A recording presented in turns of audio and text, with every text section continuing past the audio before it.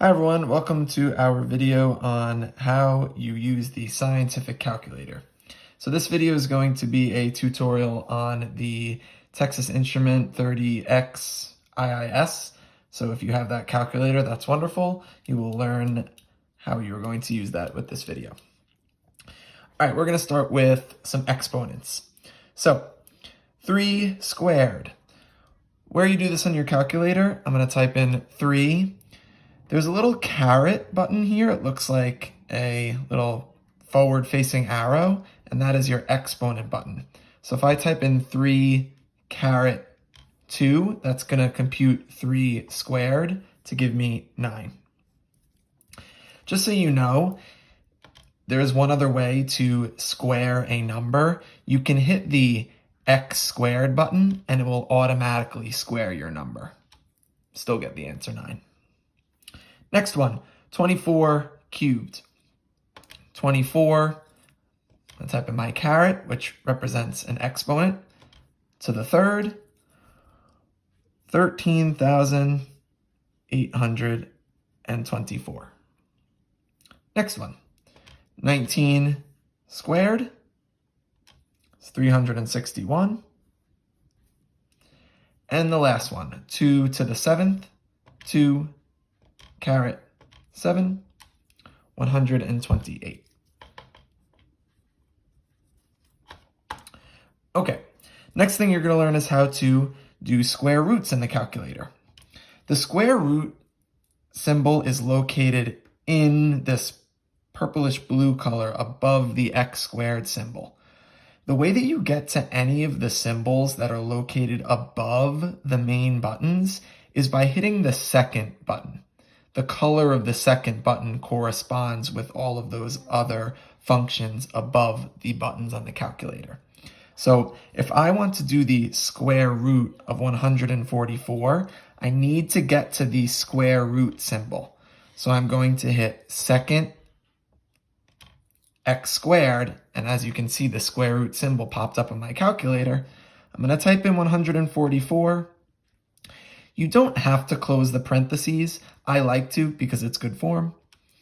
And we get 12. Next one, square root of 400. Second square root of 400, and I get 20. Last one, second square root of 324. I'll show you do not have to close the parentheses. It will still work. The square root of 324 is 18. All right, order of operations. The nice thing is about this calculator is that as long as you plug in the mathematical expression just as you see it, the calculator knows to do the order of operations for you. So I'm going to plug this in just as I see it. Let's try the first one. 5 parentheses, 6 minus 4, close the parentheses. This is an exponent, so I'm going to use my caret. 3 divided by 8.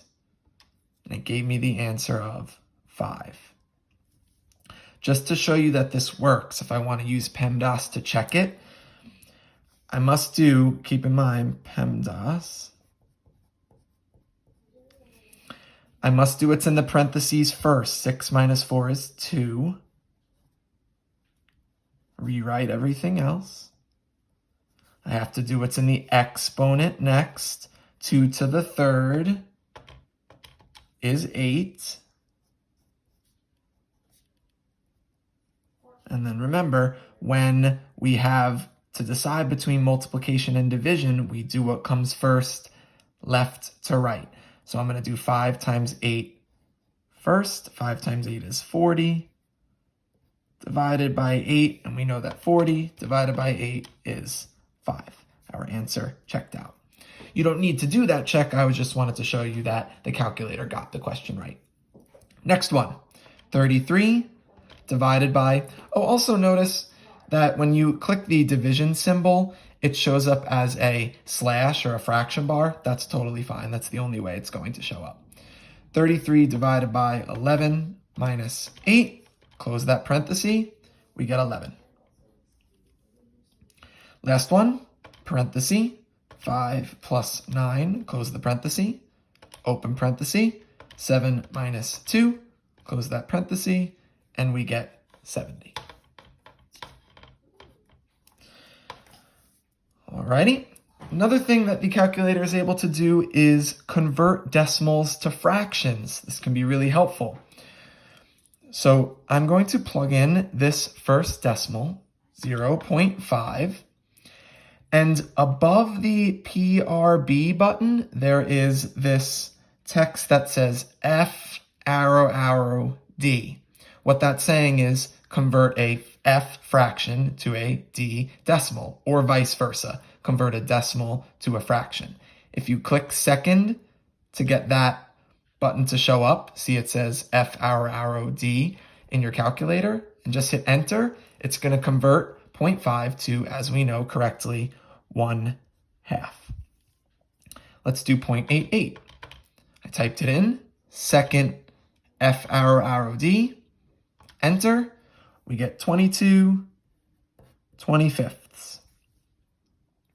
0.36, second FD, convert it to 9/25, and 0.875, second FRD, and that is equal to 7/8. We can go the other way and convert fractions to decimals. But to do that, I first need to show you how we get a fraction to show up in the calculator. To do so, you use the button that is located right here, A, B/C.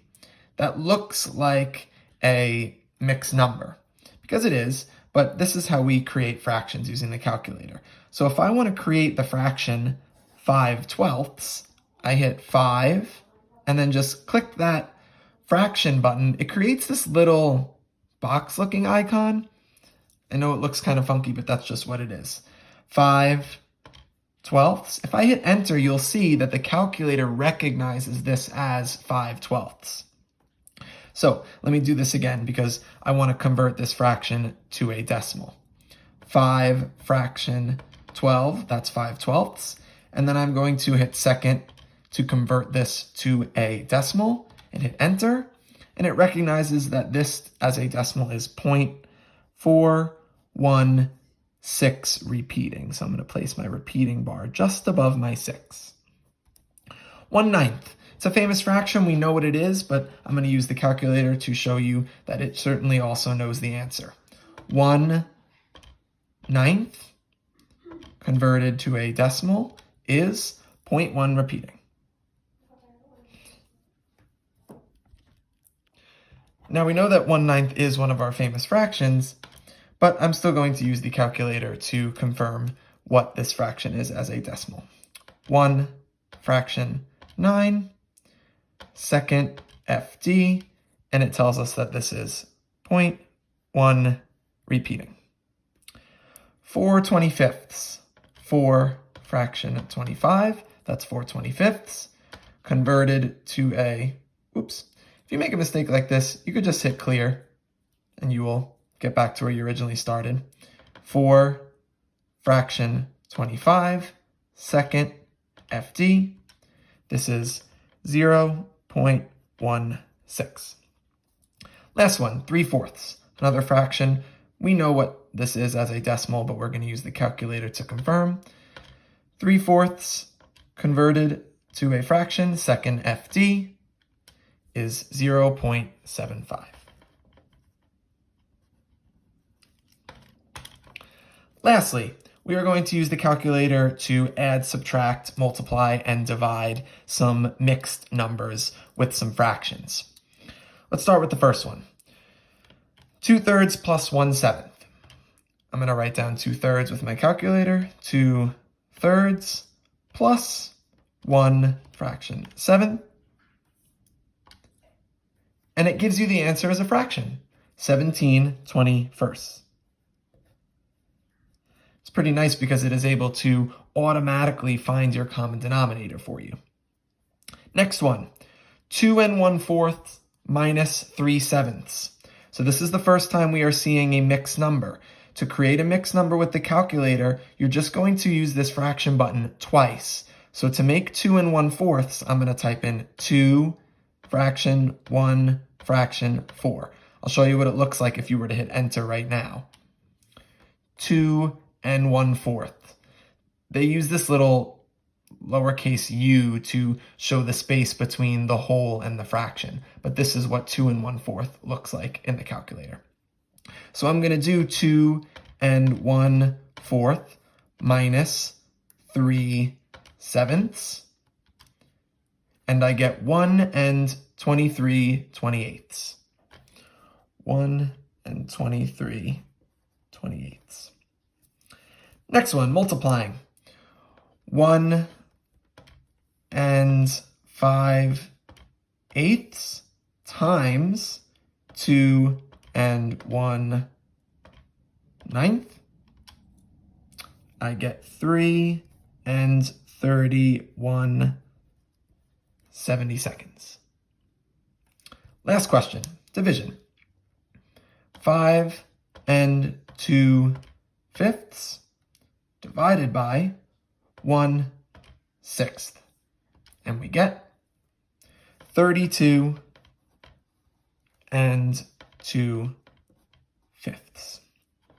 Awesome. So if you have any questions about the calculator, feel free to message either of your teachers.